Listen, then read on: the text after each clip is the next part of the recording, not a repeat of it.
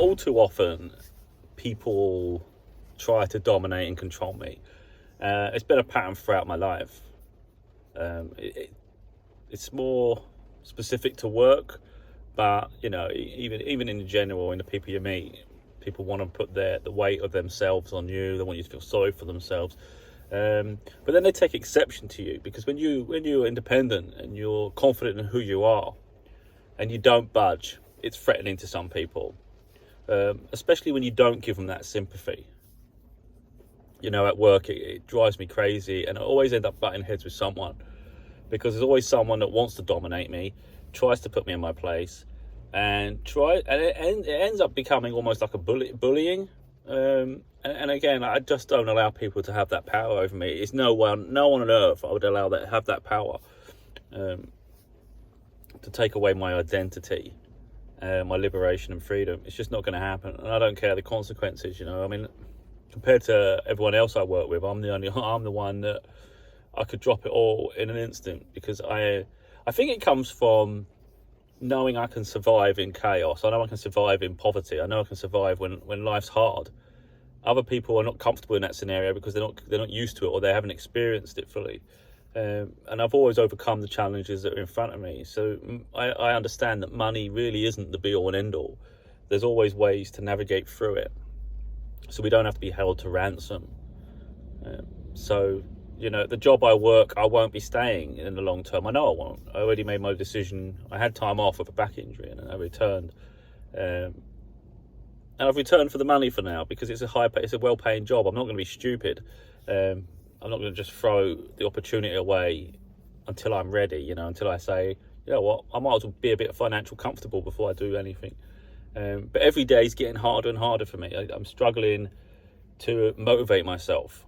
It's mental anguish, really. It's tormenting, because in your heart you don't want to be there. In your heart you would rather be doing something more fulfilling, substantial, inspiring. I'd rather be creating what I enjoy, and building towards the career that I want, rather than do something that is monotonous. It lacks excitement. It doesn't intrigue me.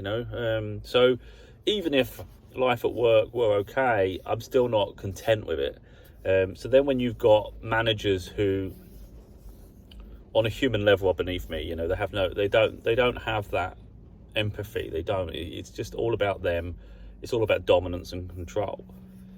And they'll seem like they're your best friend when they get in their way, but as soon as you don't give them the right feedback, and you challenge them, they get defensive. And when they get defensive, they then get spiteful, and it's like, okay, you're going to play this game. And again, I'll play them at their own game. I'm not going to allow someone to force me out. I'll leave when I want to leave. So I find that quite funny. It's like someone might actually want you to leave, but you go, you know what, I think I'll stay. So there's actually fun in it. It's like I have no problems in uncomfortable situations, and I think that's a difference maybe to some people. If someone's uncomfortable, it's awkward. To me, I find humour in it. Why not? If someone wants to get angry and shout, it's like, check yourself, tone yourself down. I'm not going to. If you want to get angry, talk to me when you can control yourself.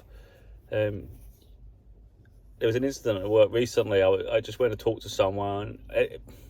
I'm quite popular within the group setting, and it's ridiculous that I can't. At the moment, I'm not expected to talk to anyone while everyone else can talk. So you're sort of looking around going, this is a joke. This is ridiculous. That is on itself bullying. But for now, I'm playing the game. I'm not going to allow someone to entirely dominate me. But as I say, I'm only staying right now for the money. So it's a case of balance it. I can shout my mouth off. I can stand up for myself, and I absolutely will when I want to. But also, I know they'll be doing things to annoy me, to make me leave sooner, probably, because they know They know I'm not looking at the long term, and they know I won't conform to their ideology and everything they want me to do. I just won't. I'm very independent. To cage me and pigeonhole me is not going to work. So the issue really is, if someone is respectful, I have their back, and I'll support them through anything. But if you treat me with disrespect, I could be your worst enemy, and that's just how it is. So once someone loses my respect, I can be an absolute handful. Because like I say, I ain't got fear of consequences. I don't care. I have nothing to lose, effectively. It doesn't mean I'm just going to be a pain in the arse and be awkward for the sake of being awkward, but it means that I won't allow people to bully me. I won't allow people to have that power over me. But I'll play the game to an extent. No point over rocking the boat unnecessarily. But yeah, I was talking to someone and I heard someone shouting. I thought, who the hell's shouting? Was that? I looked over and it was my manager trying to shout to me. I thought, I couldn't hear a word he's saying. All I heard was saying about get back somewhere, and I thought, I'm not a freaking dog, So I just, I don't get intimidated. It doesn't bother me, but they seem to think they're intimidating. It's just ridiculous. So I was talking to the person I was talking to. I said, rather than get worried, I'm going, Adrian, from Rocky. It's like ridiculous. They think they shout, they're intimidating you. We're grown adults. I'm not a child. And that's the way some people's leadership is. It's not leaders. It's not inspiring. It's dominance and control. And that is the worst way to handle me. If you show respect and appreciate what someone does, then they go the extra mile, don't they? And there's one supervisor I think is great. They've got humour. They don't look down at anyone, but they're assertive when they need to be. And you can appreciate that. So when they're assertive and they need something done, they'll make it clear. And you go, yeah, I've got your back, Jack. Do you know what I mean? I'll help this guy. The others know. One supervisor, he's manipulative, talks behind your back. And then you see him complaining that you talk, but then spends all day talking to everybody else about non-work related things. And it's my popularity that really makes other people insecure. And they don't like it. So again, they try to control you. So then it gives them the centre of attention, doesn't it? And that's what it is. And I ain't even looking for attention. There's one guy at work that talks so loud. I call him a boomer. I go, oh God, boomer started. When you have a conversation with someone, it doesn't have to be everybody can hear it. It can be a private conversation, just talk normally. But some people just want attention at every stage. And it's those sort of people that take exception to me. Because I naturally get attention, people gravitate towards me. I made it a point recently where I'm staying in a section. You want me there? I'll stay there. If I've got nothing to do in this area, guess what? I'll just sit there. And that's what I've been doing. I'm like, well, I'm not supposed to leave. Again, I play people at their own game. You can't have it both ways. You can't expect me to use my initiative when you complain when I go somewhere else, So yeah, we'll play it all day long, baby. It's like a violin. I can be a handful. So the guys come over to me sometimes, and I say I'm in the pen like Jurassic World. It's like I can't leave this area. So they're coming over to me. How can I be at blame for that?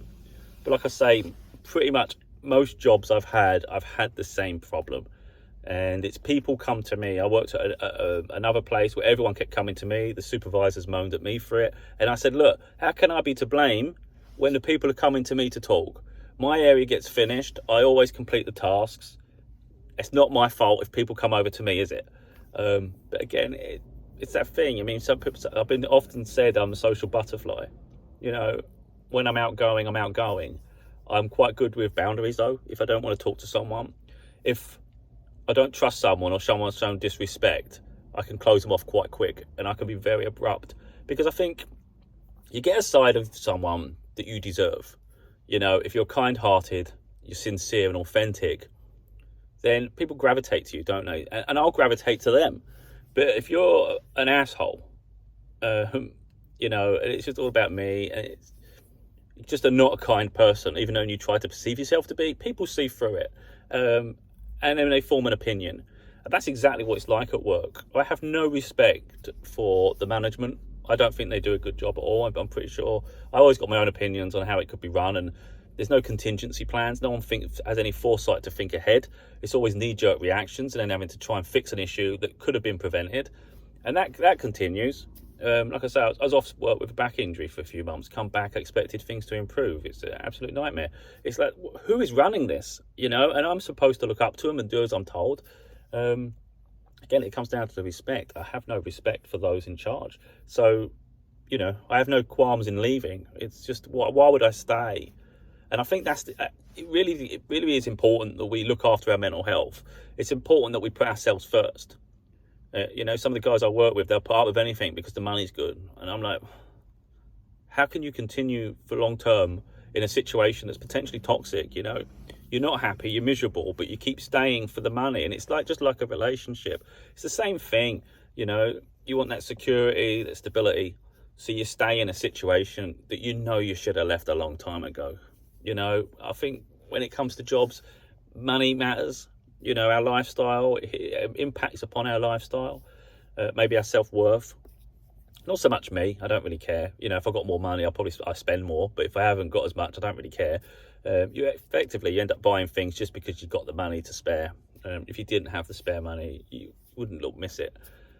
So I think having that time to yourself, that time to not put yourself in those situations that make you unhappy, I think is so important. So like when I leave, people will think I'm stupid leaving. The guys the ones I work with, they'll probably think I am stupid leaving. If only, you know, did this, did that. And it's like, mate, I'm not happy. How much torment should I put myself through? You know, even if management were great, the job still sucks. You know, I can't sugarcoat it. It's not interesting. It's not fulfilling. I can only take it so far. I've literally reached the peak of what the job can do. If I look at the opportunities, it's just not going to come. You know, everybody that gets to positions of power, if you like, they're all military. It's a military mindset here. It's just, that's not for me. That's not for me. They look down at people even though they pretend they don't. So I don't need to work for people who they're just interested in dominating but pretend they're your friend. You know, on the one hand, they're shouting at you. The next time they see you, "You all right, buddy?" It's like that is just split personality. I call it Jekyll and Hyde. And that's what I'm up against an awful lot. And quite often, you never know if you're coming or going. But as long as they've got your control. But a lot of these people, though, they want your respect more than anything. And when they don't get it, it takes them by surprise. We had a meeting recently. Someone laughed. It was about a situation, but it's like where we have to be on call. So it's sort of assigned between office staff and the people that do the physical side and the forklifts, are using the machines. And my manager was just like, first of all, he's saying you can chop and change. You work it out amongst yourselves. You know, if one person wants a different week and you're agreeable, you know, I'm fine with that. Next thing you know, he's completely switched it up. That was in the same conversation, by the way. Completely switches it up. And then starts getting really, really angry that people have done all this because he had it all set up with certain people. And then someone laughed, and then he said, "I could take it all back. You know, we can go back." All because he weren't getting the respect he wanted, and he wasn't getting the responses that he was expecting. So he started to act like everybody's children again. And it's like, mate, you've got to understand, we're adults. You know, we can leave at any moment. We can find another job, even if the job pays less. We can still find a job that pays reasonable amount of money, and I ain't got to put up with this nonsense. Of course, if you stay somewhere long enough, you outgrow them. There's already people that have left in the management side, and they've been replaced. And you could argue that will continue to happen. But my problem with it is, I don't see it improving no matter who's in charge, because no one's got a grasp of what the issue is, and everyone's just ambitious. So they just see it as a stepping stone towards the next opportunity, which means no one above you is ever sincere, because they're just trying to be nice to progress themselves. But really, they're not kind people at all. And that's where I'm at. I see through people very clearly, and I find it quite intolerable when you have to be around people. Because in my private life, I wouldn't have any of these people anywhere near me. They wouldn't even have a chance to talk to me. You know, I'll be like, no way, that's not the sort of person I want to be with. But the guys I work alongside, half of them I like, half I put up with. You know, it's just what it is. So I distance myself more and more from the ones I don't like. That's just life. But I think when you're in a workplace, you find yourself stuck where you can't free yourself because you're there every day, and you have to put up all these different personalities. And you know, sometimes if someone wants to make an exception of you, they'll give you tasks they know you don't enjoy. And if you start kicking off and saying, "I don't want to do this and I don't want to do that," it looks like you're being difficult, and they use it against you. But it's like, wait a minute, you're not asking anyone else to do this. So I was had to count stuff recently, and it was driving me to madness because I hate monotonous tasks, and I didn't like just standing in one place all the time. That's why I can't do factory work. I can do warehouse, I like it, It's beneath me in so many ways, and I'm like moving far away from all this. That's the plan. That's what I'm building towards.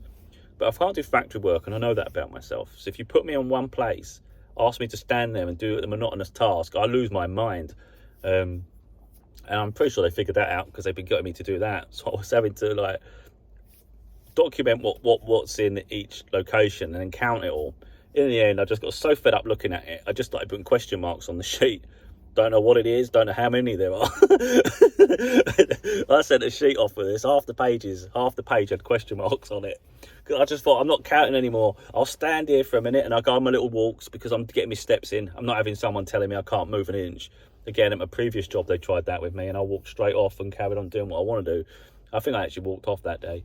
And I felt good in it. And it's like I said to someone at work, because they said, oh, if you leave, you've definitely got something lined up. I said, no. I don't care. I mean, I always land on my feet. You know, it always works out. I don't have to worry. It's just your mental health matters. At the moment, I'm just thinking I'd rather just be at home, put some music on, enjoy myself at home. You know, I mean, I'll be a lot happier. Then I can work on the projects I want to create. It's just a simple life. We don't need immense amounts of money. Again, it's a lifestyle choice. It really depends on your outgoings, doesn't it? If you want a lot of things, you're going to have to work harder for it, and you're going to have to work more hours, and you're going to have to put up with a lot more nonsense. But a clearer mind, maybe a less budget, less income, but you're happier. And I think that's where I'm at. That's what I would rather be. I'd rather be working less hours, putting up with less nonsense, have more time at home in a free, clear space, and I'll be a lot happier for it. You know, I don't need half the things everybody else needs. It's irrelevant, really. A couple of niceties in life, it's a nice thing to have, but the things I create don't cost me anything, you know. It doesn't cost me anything to make my books. It doesn't cost me anything to create a podcast. It doesn't cost me anything to record a video. And I enjoy these things. They could take up an awful lot of my time anyway. So like I say, I don't really care for consequences. A lot of things I say and do can get me in trouble. But what do I care? What do I care? You know, it's being authentic to yourself and finding your happiness, and it's like your true calling. And then you can, then it sort of liberates you to feel free. And I think that's what we're all striving for, really. That inner calling, that happy place. But people think they've got control over you sometimes. Like my manager, for instance, he always seems to think because we get paid more, he's got us under his thumb. And it's like, mate, you've got no idea. You've got no idea. Money doesn't control me. I'm just in a situation where I think it's wise to just save a little bit for a minute. You know, let's put up a little bit, as much as I can. I have a date in mind. It'll probably be the date that I do leave. If I think I could tolerate a little bit more, I'll stay, maybe and earn a little bit more and save it.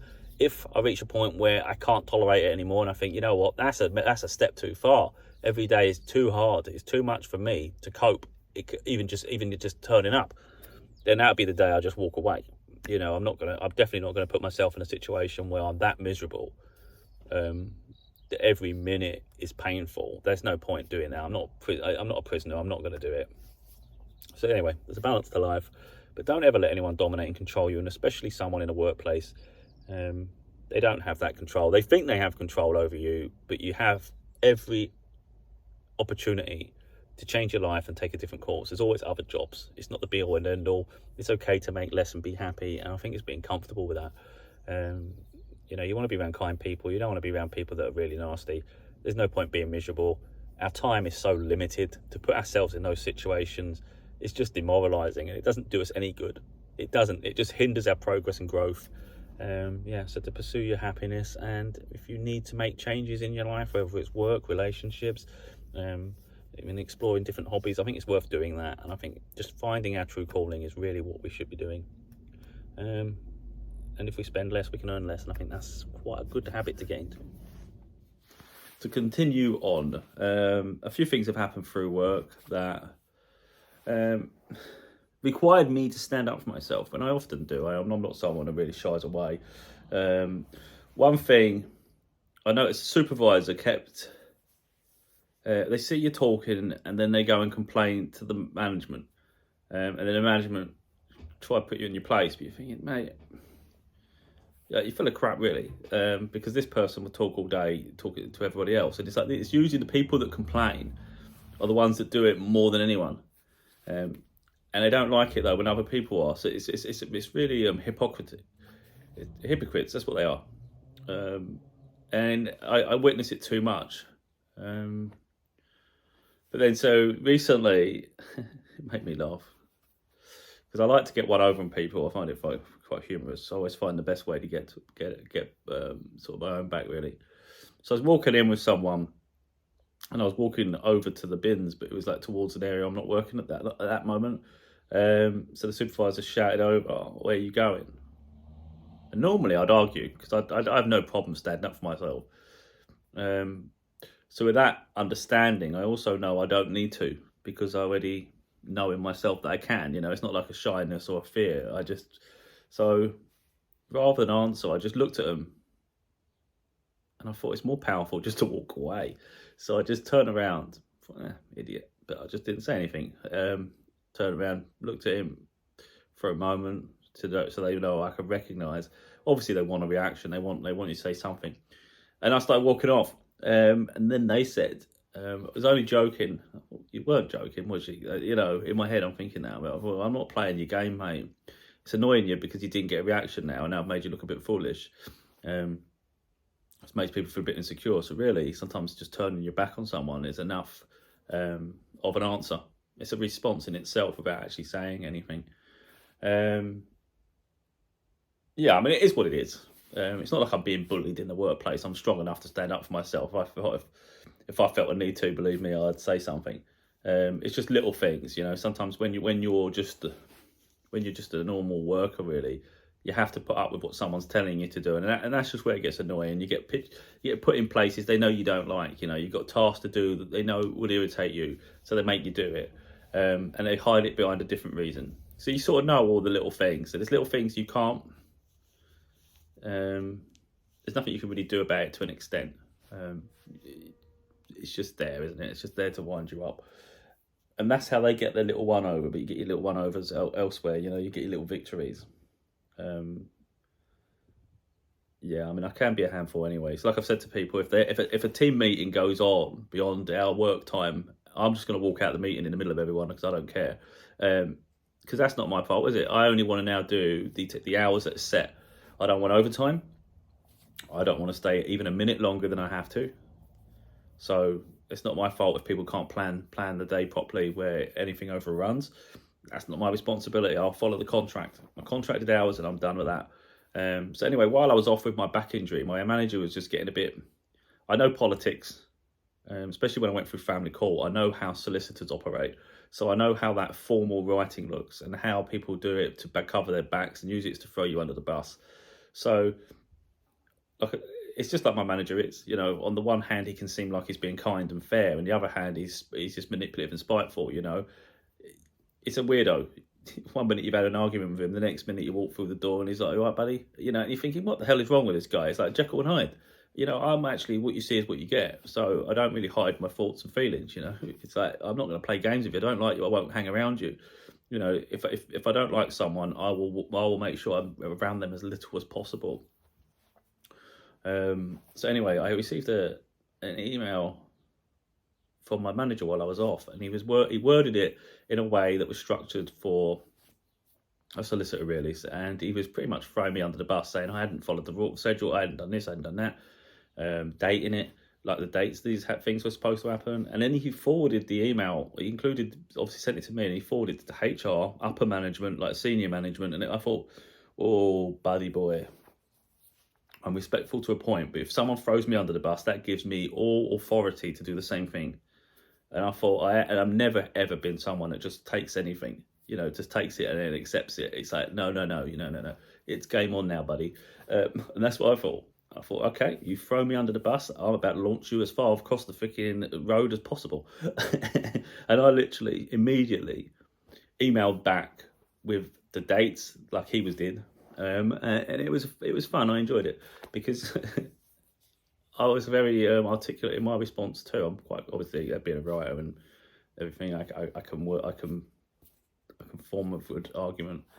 But yeah, it was fun because I put all the dates that I'd answered and acknowledged, and my reasoning for this, and the fact that I had done everything how it was supposed to be done. And then I also forwarded it to every single person that he'd sent the original email to me, so that everybody high up could see my response. So you weren't going to throw me out. It was he thought he'd throw me under the bus, and there'd be no argument to it, and it makes me look bad and him look great. And I thought, I am not suffering at your expense. It's not happening, mate. And there was a few little bits like that went on because I don't care. So it was remarkable that the day I returned, he's sort of standing there, thumbs in the air, like, yeah, great to see you, yeah, you good, you good? And I thought, oh my God, this is fake crap that drives me crazy. Let's not pretend we're best friends. Just we're here to work. If I come to work, I'm just there to work. I'm not there to be your best mate. I'm not there to be great with you. We don't have to get along. We're just there to be able to communicate and do the roles. That's it. But some people want to take work further than it has to be. But anyway, yeah, this guy is, and it runs the whole way through. The whole way through what it is. Everyone's too ambitious to actually do their job. They're always thinking about what they want to do next, and it's like they're never 100% committed to it. So they don't actually care about anyone other than themselves, and I think that's quite sad. Like when my manager first started, he was getting dragged all over the place, and he was just like trying to appease everybody, above him. So he was actually neglecting his duties as the manager of the warehouse to actually support us, because he was prioritising the boardroom. He was prioritising all the meetings, and it's like, mate, if I was in charge, if I was given that role, I would put everyone in their place, even people above me. I don't care. I'd make it clear, you've hired me to be the warehouse manager. Right now, you're holding my hands behind my back, and I'm unable to do my job because of all these meetings. There's too many meetings, and I'm getting taken away from the team that I need to be, to be running. So if you want me to run the warehouse and have it perfect, you're going to have to allow me to get my job done and do it. And that's how I'd be. But these people aren't. They don't answer back to the people above them. And they're just constantly trying to impress and be yes people. And I just think, what's the benefit in that? I think be assertive. But I would look after people, and that's what was supposed to happen. We were supposed to have a good time. Eventually, we're losing break times. We're staying later than we used to at the very beginning. All our contracts completely changed, and it was like, it's the little things that are annoying. If it's a quiet day and there's not much to do, why make people stay any longer than they have to? Just let them go home early. A little bit early ain't gonna hurt nothing. Have an extra break. And if they've done really well that week, why not treat people to like a meal, to have a lunch? We'll buy you lunch. Have it delivered or something. I mean, it's little things like that that builds morale, and it doesn't cost a lot. But my manager's resentful. He's resentful because there was a period when we saved the business, really, because we all did overtime, and it was relentless. After it was weekends, evenings, and I hate all that, but I was doing it because it was part of the cause. Let's all in it together. But our monthly income was getting too high and too close to what our manager was making, and it didn't. He took exception to it because he was working more hours, and he had all that responsibility. And since then is when the attitude changed. Now all of a sudden we owe them, and it's like we're being punished for it, which I think is absolutely ludicrous because we only did it for them in the first place. But people are like that; they're spiteful and they can be vengeful. So rather than support and inspire and galvanise everybody, it's just let's just keep chipping away at their dignity, really, and keep trying to take more away. Less breaks, we're going to stay slightly later than before. And we're just going to, why make the workplace a negative entity? But it didn't have to be like that. But like I say, once you recognise someone, it shows you all about them, doesn't it? And there's no point sort of sugarcoating it and acting like everything's all great if it's not. And like I say, the way this is set up, I can see it's going to be, even if it does become good, it'll be good in a few years at best. And I haven't got that time to give because I've got bigger and better things I'm aiming for, I'm building towards. It's like warehouse was me when I was younger, and I still enjoy it now. I actually enjoy it, but what I find is I enjoy the tasks, I enjoy the role. I've never enjoyed the management side of it. The people that are supposed to give instructions, they're always overbearing and dominant, and they think too much of themselves. And it's literally the whole way through. It's typical of them. It's hard to find a decent manager or supervisor who actually is respectful and dignified and humble. It just doesn't exist. They get above their station and they get too ambitious, and then they want to do things recklessly, really, just to look like they've done an achievement. So, for instance, when we started the job, they hired not enough people. And the reason they did that is they want to impress the people above them to show that they've saved an incredible amount of money. But they actually put the business in jeopardy, because as soon as someone was off sick or on holiday, it was really, really, really tight. It was literally only just about getting the jobs done. So if someone was sick and a holiday, that really left us vulnerable. And it was like, why take that? Why take that risk? You know. But it's only later they notice it. But it's like, you should really do a forward plan in place, really. But yeah, I mean, so what the whole point really is, people will try and dominate you. They try and control you. They will throw you under the bus given an opportunity, and it's worth recognizing that. Someone can seem like they're trying to be your best friend, but given the chance to sort of climb the ladder, you're expendable. They don't even need you, and what happens to you is really not their problem. And it's really, it's sad. It's sad, isn't it? Because it's avoidable. But yeah, we owe it to ourselves, once we recognise disrespect, to take action. Like I say, I'm actually, I know I'm going to leave, because it's, like I said before, it doesn't inspire me anymore, and it doesn't really build fulfillment. But on a good day, I can cope. On a good day, I can easily cope another month. So it's not like I'm just going to leave today, but I could leave today. That's the thing. But every year the salary is already good, and every year there's a bonus, and I'm not going to be stupid enough to throw the bonus away. So I'm going to wait at least until I get a bonus. But then if I left before then, I would feel vindicated anyway. So it's not all, like I said, it's not all about money. But if you can have a little bit extra, you might as well wait and get it. But it's always look at the long term and don't suffer in silence. I think definitely don't suffer in silence. I mean, I talk to a lot of people. Most people, my colleagues, the ones I talk to, we're supportive of each other. We all get it, all in the same boat. And we're all frustrated. It's just some people have higher tolerance than others. Some people prioritise money over anything else. It's up to everybody how they choose to live their life. I'd argue I'm probably the most unstable, the most outspoken. And yeah, because I'm just always seeking my happiness. And wherever that is to me is where I'm heading. That doesn't necessarily mean money, and it rarely does. And I think that's just the difference. I just want to be happy with my life. I want to be proud of my achievements. I want to achieve a lot. And if anything's in the way, I will cancel it out and close it off, regardless of the consequences.